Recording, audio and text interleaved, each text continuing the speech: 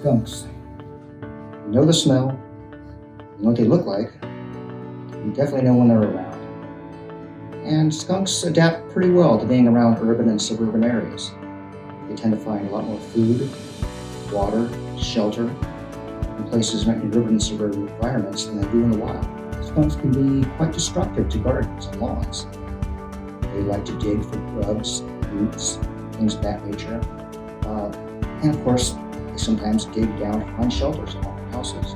If there are any animals that are dwelling in the building, evicting them from the building, and then covering those openings so they won't come back.